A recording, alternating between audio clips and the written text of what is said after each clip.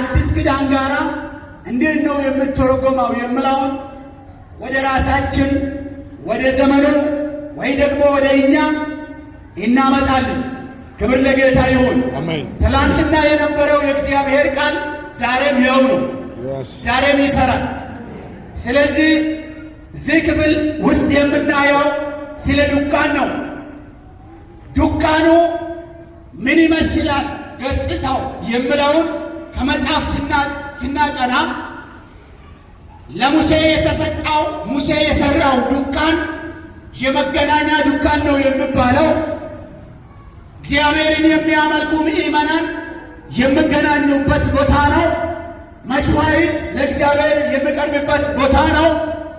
ያ ቦታ በሶስት ቦታ ነው ከፍለን የምናየው ወይ ደግሞ መጽሐፍ ቅዱስ በሶስት ቦታ ነው የሚከፍለው።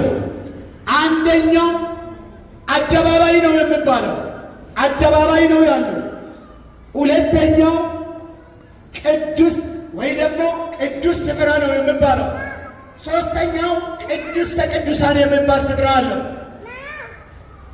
ይሄ ወደ እግዚአብሔርን ወደ ማፍራት ማደግ ከሚለው ሀሳብ ጋር እንዴት ነው የሚሄደው ለምለው በሂደት እናያለን።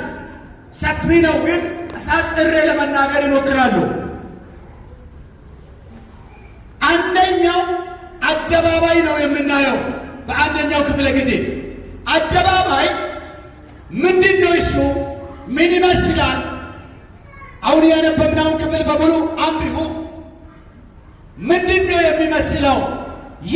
ያ ጊዜ የነበረው በነ ሙሴ ጊዜ የነበረው አደባባይ የምንለው መጽሐፍ ቅዱስ አደባባይ የሚለው ምን ይመስላል የሚለውን ሊያሳይ ይሞክራሉ። ያ አደባባይ ወይ ደግሞ በአደባባዩ ውስጥ ብዙ እግዚአብሔርን የማፍራት መንፈስ አይታይም ነበር። ወደ አዲስ ኪዳን መጥተን ስናይ ጌታ ኢየሱስ ክርስቶስ ከሰማይ በመጣ ጊዜ ሥጋን በለበሰ ጊዜ ሰው ሆኖ በምድር ላይ በተመላለሰ ጊዜ በሚመላለስበት ጊዜ ወደዛ አደባባይ መጥቶ ነበር። አደባባዩ ሲጎበኝ በአደባባዩ ውስጥ የነበረው ምንድነው? የንግድ ሥራ ወይ ደግሞ የሥጋ ሥራ ሰው ሲሰራ እዛ ከብት ሲሸጥ ሲገበያዩ ነው የምናየው። እዛ አካባቢ ስናየው ሰው እዛ ሲደርስ በብሉይ ኪዳን ሥርዓት ብዙ እግዚአብሔርን አይፈሩ። ምክንያቱም የሆነ የምታይ ፕሬሰንስ ወይ ደግሞ የሆነ የሚቀስፍ የሆነ ሌላ ሥርዓት የለም። እዛ ያለው ምንድነው? አንድ በር አለው። በሩ ወደ ምስራቅ ነው የሚከፈተው። ከዛ ሕዝብ በሩን አይቶ ሰፊ በሩን አይቶ ነው የሚመጣው።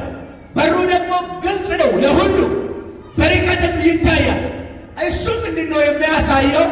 በአዲስ ኪዳን ዮሐንስ ወንጌል ምዕራፍ 14 ቁጥር 6 ላይ ኢየሱስ ብቸኛው በር እንደሆነ ይናገራል። ሌላ መንገድ የለም። ውስጥ መንገድ ማን ነው? እውነተኛ መንገድ ማን ነው? ኢየሱስ ነው። እሱ አደባባይ መግቢያው ጌታ ኢየሱስን ብቻ ነው ጌታ ኢየሱስን ነው የሚያሳየው። ሌላ መንገድ እንደሌለ ወደ ውስጠኛውም ለመግባት ወደ ቅድስተ ቅዱሳንም ለመግባት የመጀመሪያው መንገድ የመጀመሪያው በር የአደባባዩ በር ነው። ያ የአደባባዩ በር ሰው እዛ ላይ ሲሆን ብዙ ነገር ነው ያለው። አይዛብም እዛ ሊሰበሰብ ይችላል። የተለያዩ ሰዎች ከብትም እዛ ሊቆም ይችላል። ለመስዋዕት የመጣው ማለት ነው ሊሰዋ የመጣው ከብት እዛ ይቆማል። ብዙ ፍርሃት የለም። ያንን አደባባይ ሌላ የናስ መሠዊያ አለ። አንድ ብላችሁት እዛ በአደባባዩ ውስጥ የውጭ አደባባይ ውስጥ ያለው ዕቃ ወይ ደግሞ ሽራት የናስ መሠዊያ የሚባል አለ። እዚህ ጋር የምናገረው የናስ መሠዊያው እንዴት ነው የተሰራው? አሰራሩ ውጩ በወርቅ ነው በብር ነው የተለበጠው። ውስጡ ደግሞ ከግራር ነው የተሰራው። ይህ ትርጉም አለው። እስከ መጨረሻ ዕቃዎች እንደዛ ነው የተሰሩት። ውጩ ምንድን ነው የሚያሳየው? ውስጡስ ምንድን ነው የሚያሳየው? ራሱ የቻለ ትርጉም አለው። እንደዛ የተሰራው የመሠዊያ ቦታ ላይ መስዋዕት ይቀርብ ነበር። ካህናቶች መስዋዕትን ያቀርባሉ። ሰው እግዚአብሔርን ሳይፈራ ኃጢአት ሲሰራ በድፍርነት ኃጢአትን ሲሰራ በመጀመሪያው ጊዜ እዛ መጥቶ ወይ ደግሞ እንስሳን ይዞ መስዋዕትን ያቀርባል። እዛ ቦታ ወዴት ለመሄድ ነው? ወደ ቅድስት ስፍራ ለማለፍ። እዛ በመጀመሪያ ምንድን ነው የሚያደርገው? መስዋዕትን ነው የሚያቀርበው። ይሁት እዚህ ጋር ኃጢአትን ይዞ ወደዛ ማግባት ስለማይቻል እግዚአብሔር እዛ የሚገኝበት ስፍራ ስለሆነ እዛ አካባቢ ፍርሃት ስላለ መጀመሪያ ምንድን ነው የሚያደርገው? መስዋዕትን ያቀርባል። መስዋዕትን ለእግዚአብሔር ስለ ኃጢአቱም ያቀርባል። ወገኖች እዚህ ጋር የተለያዩ ዕቃዎች አሉ። 5 አይነት ዕቃዎች ደግሞ እዛ መሠዊያ ዙሪያ አለ። አንደኛው ዕቃ ምንቸት ነው የሚባለው። ሁለተኛው ዕቃ መጫሪያ ነው የሚባለው። እነኚህ ሁለቱ ዕቃዎች አንድ አይነት አገልግሎት ነው የሚሰጡት። አገልግሎቱ ምንድን ነው? አመድን ከመሠዊያ ቦታ ያስወግዳል። አመድ ይወገድ። አሜን አትሉ? አሜን። እስቲ አመድ ይወገድ በሉ። አመድ ይወገድ። መጫሪያውንም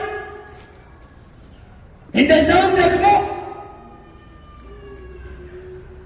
በኦሮምኛ ምንድነው ምንቸት የሚባለው? ወኮቴ ምንቸት። እሱ ምንድነው? መስዋዕት ሲሰዋ እዚህ አካባቢ አመድ በዛ ሲመጣ በሁለቱ ዕቃ ምንድነው የሚደረገው?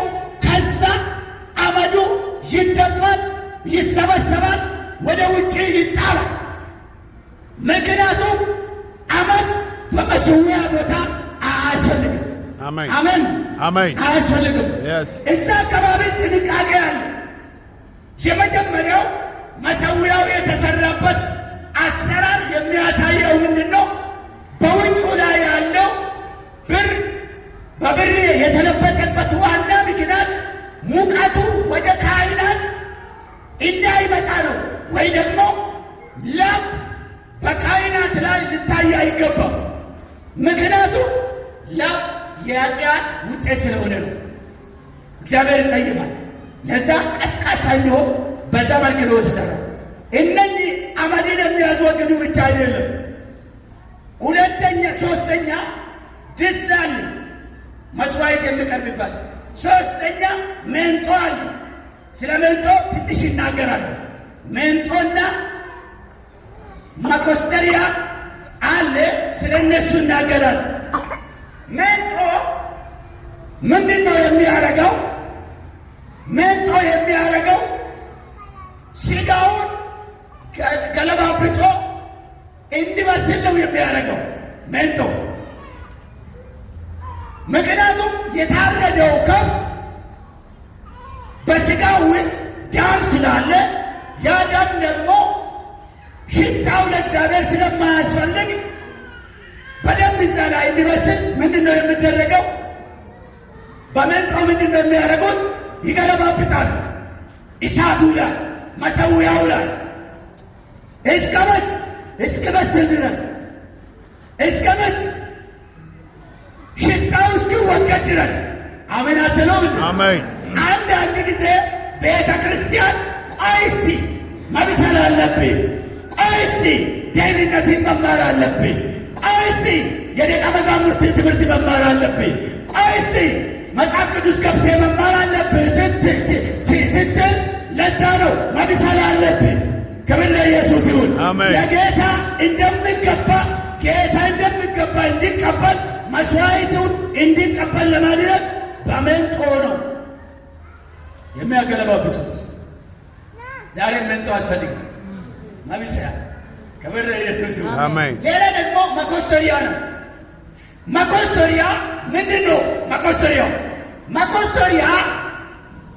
መስዋዕት ሲያቀርቡ በኋላ ላይ በሰፊ እናያለን። በዘይት ነው የምበላው። ያብራል ደምቆ እንዳይታይ ሲደረግ በመኮስተሪያ ነው የሚያስወግዱት። መኮስተሪያም ዛሬ ያስፈልጋል። እሱ ብዙ ውስጥ አልገባም። አንድ ነገር ልብ እንድትሉ ይፈልጋለሁ። እዚህ ጋር ዘሌዋውያን ምዕራፍ 9 ቁጥር 24 ላይ እግዚአብሔር ካህናትን ያስጠነቀቀ አንድ ነገር አለ። ምንድነው ያስጠነቀቀው? ሁል ጊዜ እሳት ከመሰዊያ ቦታ እንዳይጠፋ። አሜን አሜን። ከመሰዊያ ቦታ እሳት እንዳይጠፋ። ሁለተኛው ያስጠነቀቀው በእንግዳ እሳት እንዳይጠቀሙ ነው። ነገር ግን የአሮን ልጆች ምንድነው ያደረጉት? እዛ መሰዊያ ቦታ ላይ መስዋዕትን እያቀረቡ ሳሉ አንደኛ በየግል መስዋዕትን ለእግዚአብሔር ለማቅረብ አዘጋጁ። ሁለተኛ እሳቱን ከዛ ተጠቀሙ። እንግዳ እሳት ነው ያስገቡት። እንግዳ እሳት ነው ወደ መሰዊያ ቦታ ያመጡት፣ ወይ ደግሞ እሳቱን ከሌላ ቦታ አምጥቶ ነው ያቀጣጠሉት። በዛ ምክንያት ሁለቱ የአሮን ልጆች እዛው ተቀሰቡና ሞቱ። እንዲህ በሉ እስቲ እንግዳ ነገር ወደ ቸርች አታስገባት። እንግዳ ነገር ወደ ቸርች አታስገባት። አልሰሙም መሰለኝ። ይደገማል። እንግዳ ነገር ወደ ቸርች አታስገባት።